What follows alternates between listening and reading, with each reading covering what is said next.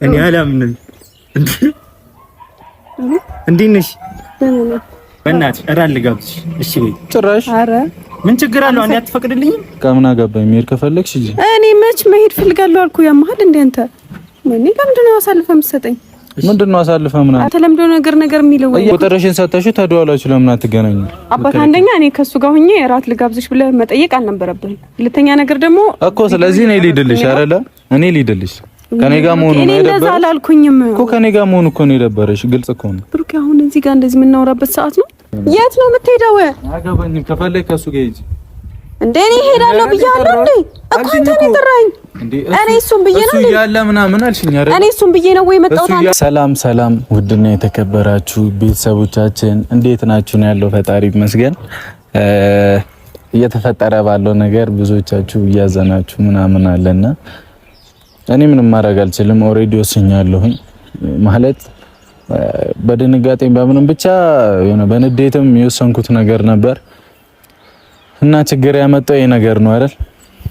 እና ቤተሰብ ልመልስላት ነው ለሃይሚ ፓስፖርቷን ልመልስላት ነው። እሷ ፓስፖርቴን ስታይ ምናምን ነበር እያለች የነበረው እና ደግሞ ነገራቶቹ ነው እውነት እንዲመስል ያደረጉብኝ ደግሞ የሚደርሱኝ ቴክስቶች ነበሩ ማለት ሳልዋሽ ምናገረው የሚደርሱኝ ቴክስቶች ነበሩ።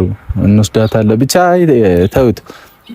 የዛን ቀን ራሱ እሷ ቪዲዮ የጫነች ቀን የሚደርሱኝ ቴክስቶች ነበሩና ነገራቶች ግጥምጥም እያሉ ብዙ ነገር ፈጠሩብኝና እኔም በቃ ምንም ማምጣት ስለማልችል የራሴን ውሳኔ ወስኛለሁ።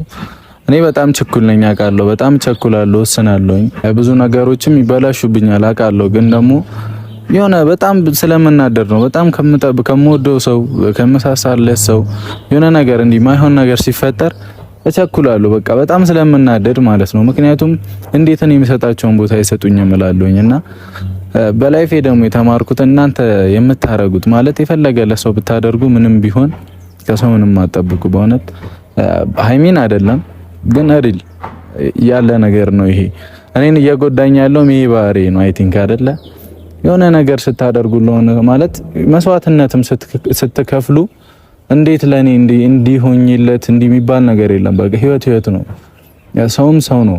የየራሳችሁን ህይወት ነው የምትኖሩትና ሁሉም የተለያየ አይነት ባህሪ ያለውና ምንም አይሰማችሁም።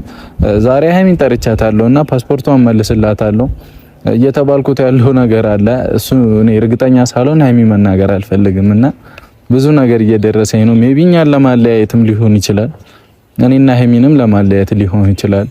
ግልጽ ነው። ብዙ ሰው አዱን እኔ አላቅም ይፈልጋል። ለምን እንደሆነ አላቅም። የሆነ መሀል ላይ ከት እንድናደርግ የሚፈልጉ አሉ ይሁን